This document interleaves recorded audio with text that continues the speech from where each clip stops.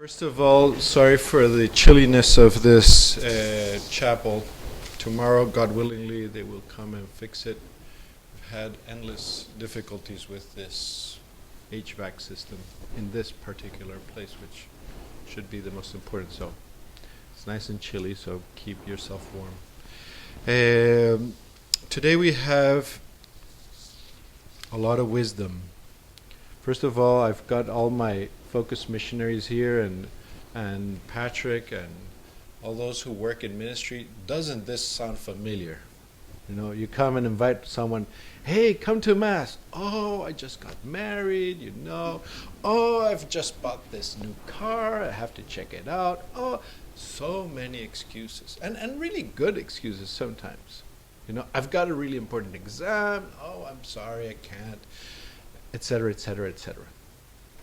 Yet, not saying that our invitation is the same as Jesus' invitation to the kingdom of heaven. There's a big difference.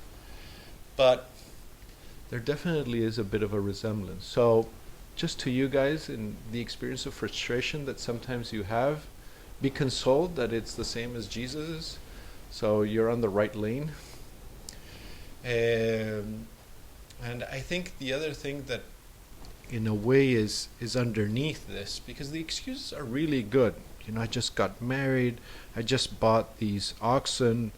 They're actually really, and the people are not like in other parables that they take the servants and stone them or kill them, or, you know, they're, please excuse me, they're more rational in a way.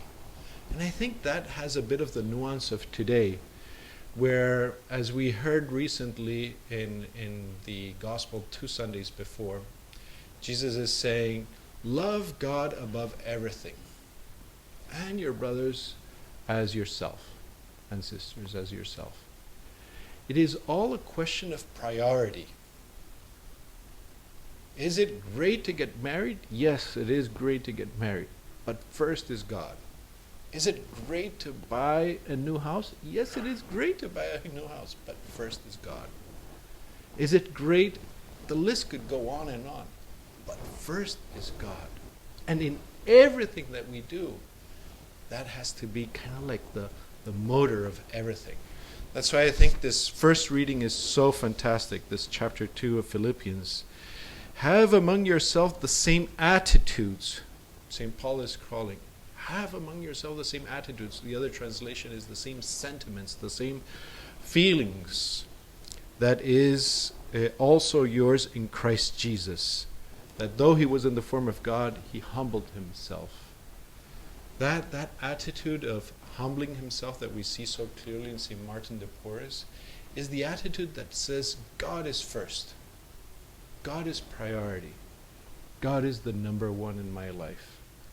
Hopefully, as we celebrate this Mass through the intercession of St. Martin de Porres, who definitely had God as the first thing in his life, we might learn to humble ourselves, to be like Jesus, to be like St. Martin, and really have God above everything in our life.